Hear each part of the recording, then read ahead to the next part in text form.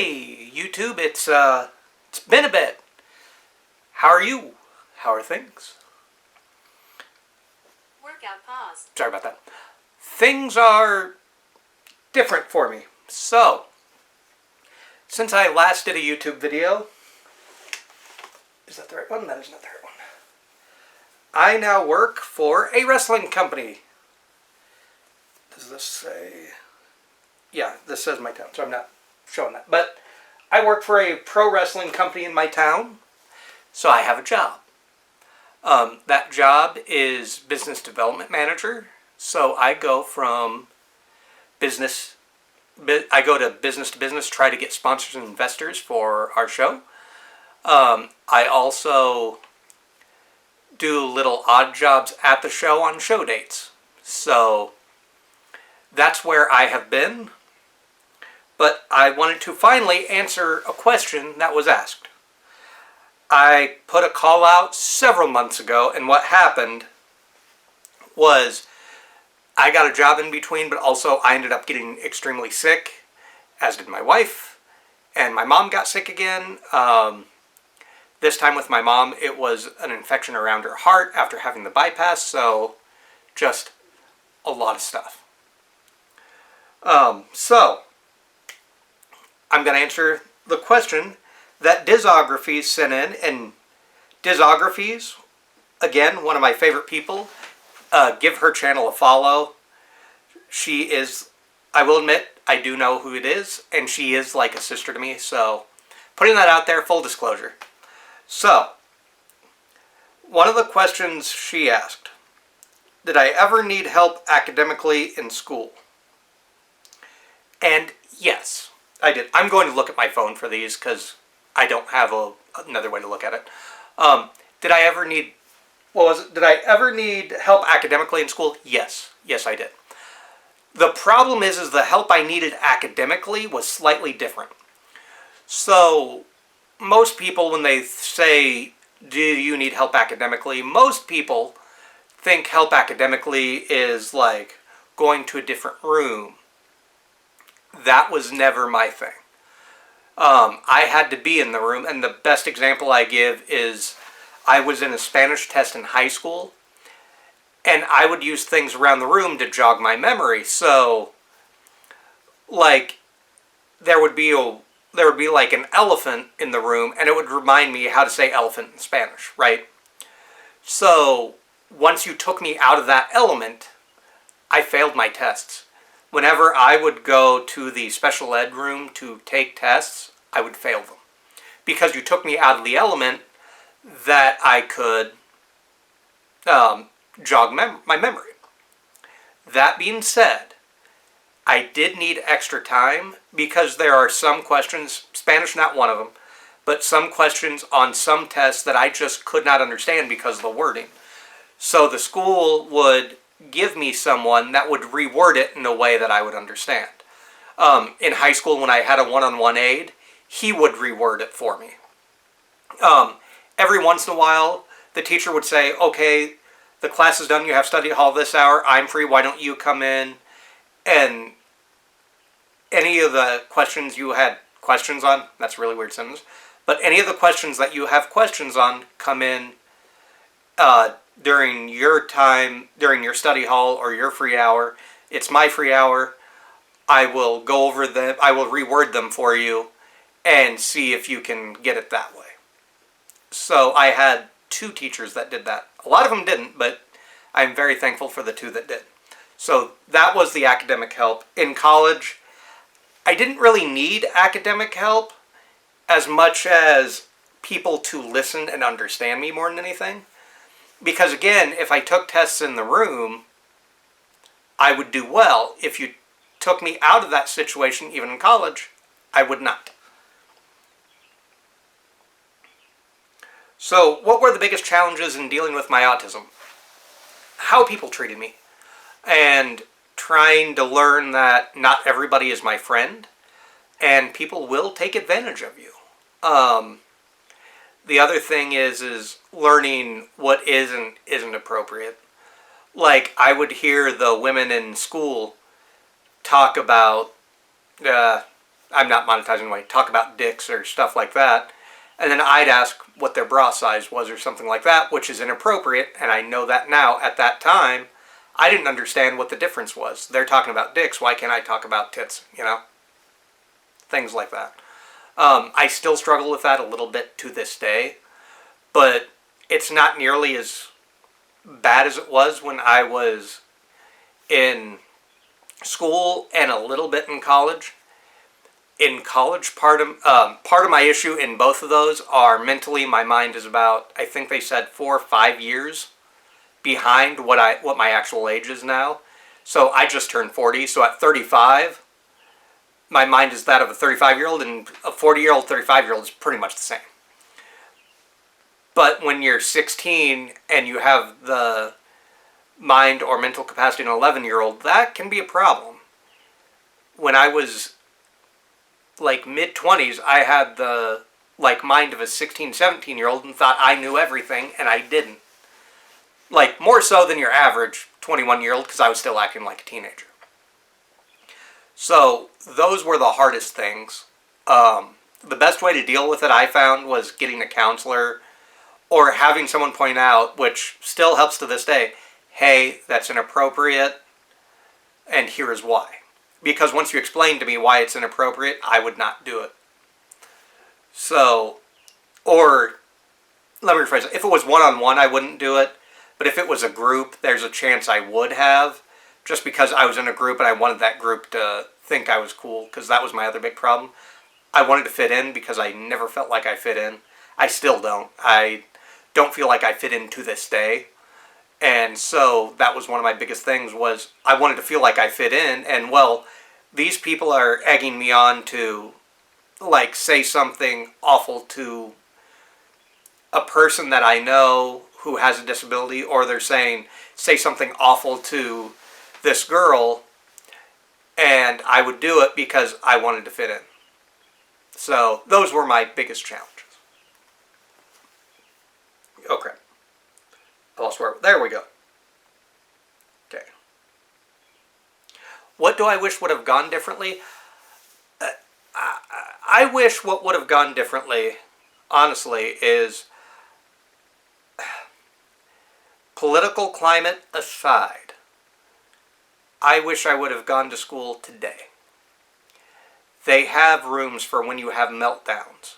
They have you and people with autism in their own class, which may be an issue in itself, because I know a lot of people with autism who dislike other people with autism. Because what annoys one person with autism may not annoy the other one, but you're stuck with them for how many hours a day. But I wish what we know now about autism was known back then. Because I had to educate the teachers. I had to educate the principal. I had to educate students. It was all on me, which is weird. And I hate that. I hate that it was all on me to do this. And looking back, the only reason I ever agreed to do it was because I didn't like being in class. And so what it would do is it would get me out of schoolwork. It would let me do a speech, which, yes, I had given at an autistic group in Macomb. And when I say autistic, like an autism support group. While I had done it there, I didn't really want to do it there. And then when I started doing it at school, it was just so I wouldn't have classwork, or so I wouldn't have, to be in class longer than I needed to be or wanted to be. Because at that time, I felt like very few students understood me. The teachers, I felt, didn't understand me and didn't like me except for one or two. And I was dealing with my other struggles as well as going through something that was very painful. I may have shared, I may not. There was a health teacher that committed suicide, and the last thing she told me was, "I'll see you after class." And I went, "Yeah," and then I never showed up, and she committed suicide that night. That has bothered me for a long time. I am in counseling, and I do mention this every once in a while, and it's a lot. I know I'm not the reason it happened, but there's still a part of me that feels that way. So I was dealing with all of that. I wish that also people would listen. That's the big thing. As someone with autism going through in the late 90s, early 2000s, especially in high school, I wished people would have listened to me. Hell, I wish in college people would have listened to me. But in high school specifically, they didn't. Like, I would say someone's bothering me, they wouldn't listen. That person would mess with me again. I'd slam someone up against the locker. I'd get in trouble. This other kid who had been throwing shit at me for, like, the entire class, so what is that, 45 minutes?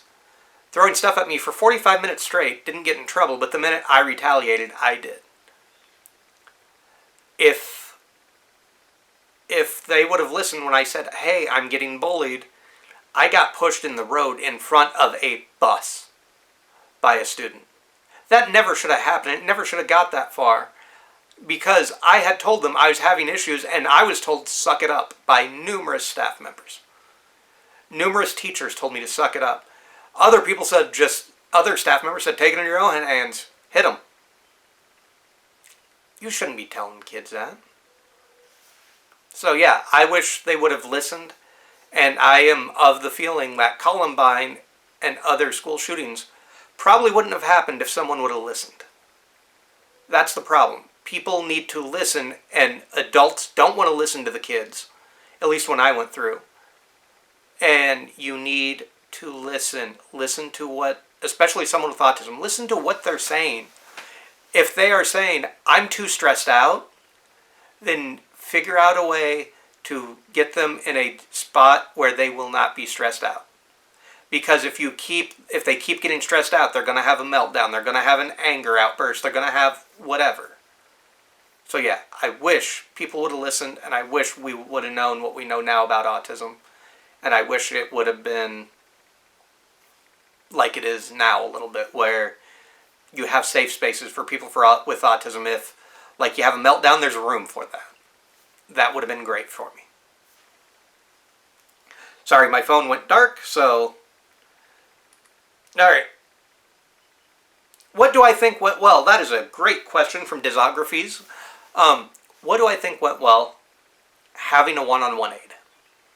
That helped a ton, because then when I was being set up, he was always keeping one eye on me, even if he wasn't around me, if that makes sense. So, like, lunch is the best thing. He wouldn't sit next to me at lunch. He'd, like, walk around, but he'd always have an eye on me. And so if someone was setting me up saying, hey, you should go up and do this,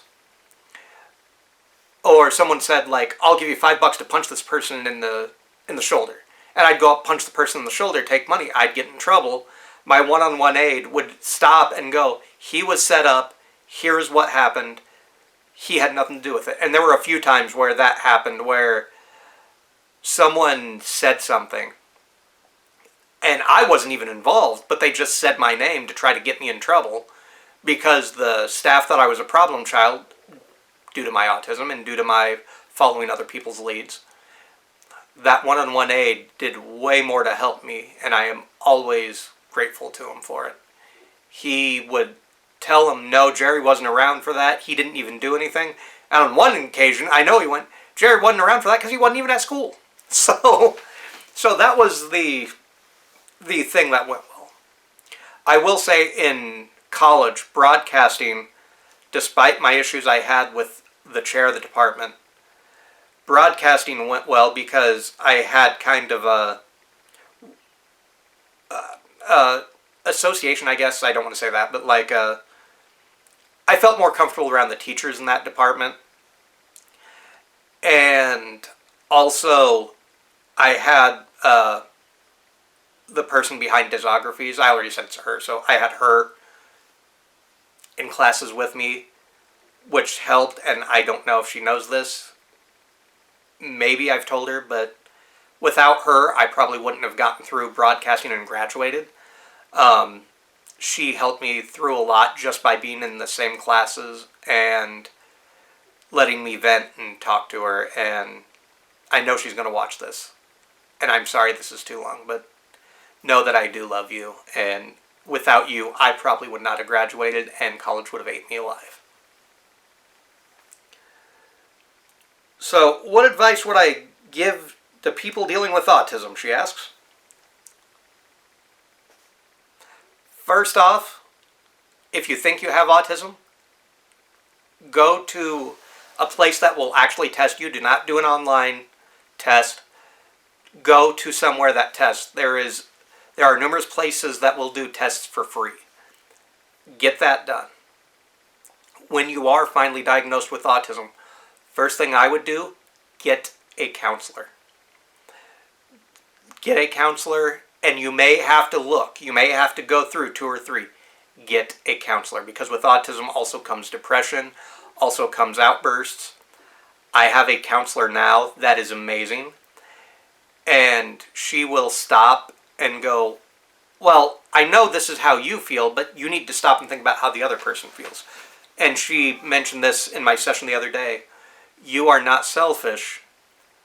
Your autism makes it so you focus on you, because when I explain why that person would be upset, you go, oh no, I didn't mean to do that, which isn't selfishness. It's your autism of just going, this is how I feel, and my feelings are valid, and the other person's are too, but you focus on your own feelings. So get a counselor. And like I said, it may take 2 or 3 tries. I went through 3 before I found one I liked, and then she basically quit her practice when I needed her again, and that's what led me to the person that I have now. And this counselor, the best fit I've ever had, and she pushes back. Find a counselor that will push back, because there's a lot of times I go, it's my autism, and she goes, why do you say that? And she will go, well, I think this might be your autism, or no, this isn't your autism, that's you hiding behind it. Get somebody that will call you out and help you. Don't go with someone, well, yeah, it's your autism, and just let it go, because sometimes it may be, but other times it's not.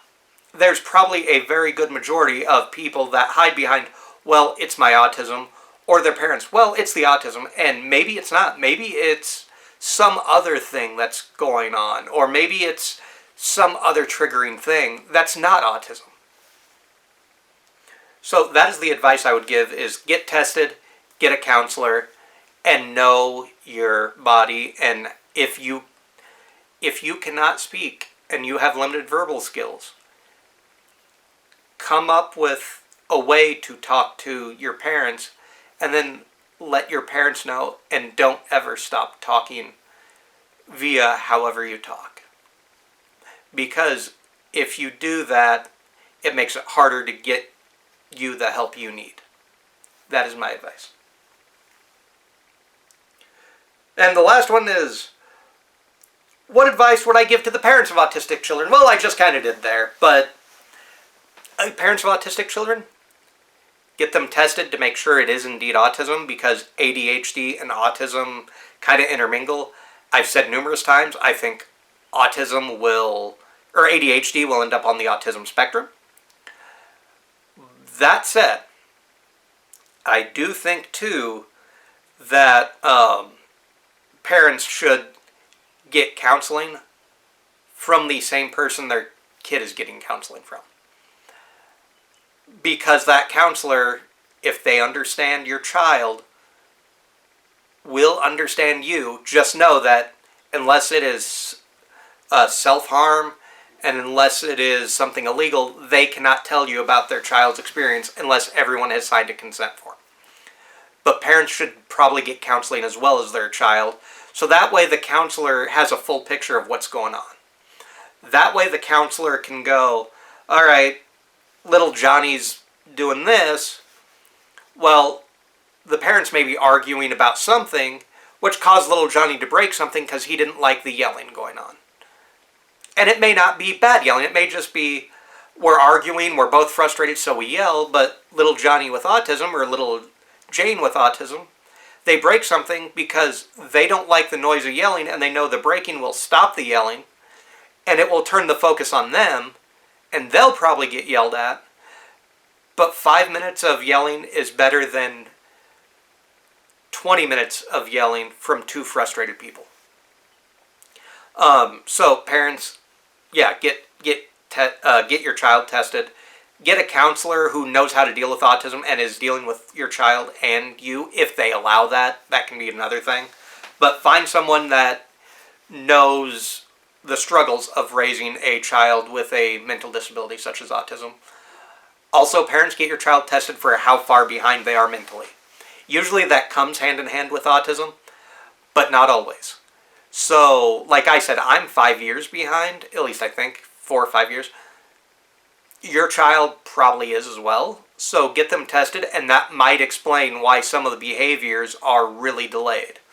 Or that might explain why they're doing something they should have quit doing theoretically like a year or two ago, but their mind is still of that age where they can't. So, that would be my advice. I have rambled on for 21 minutes. So, thank you for watching. Thank you, Discographies, for being in my life. Thank you for asking these questions. I love you. And thank you, everyone, for watching. And who knows when I'll be back on YouTube. I may do another autism thing. I may do something promoting the wrestling I'm in. Well, I'm not in it, but I am working at. So we'll see. But thank you for watching, and this will be the final video for a little bit. Thank you.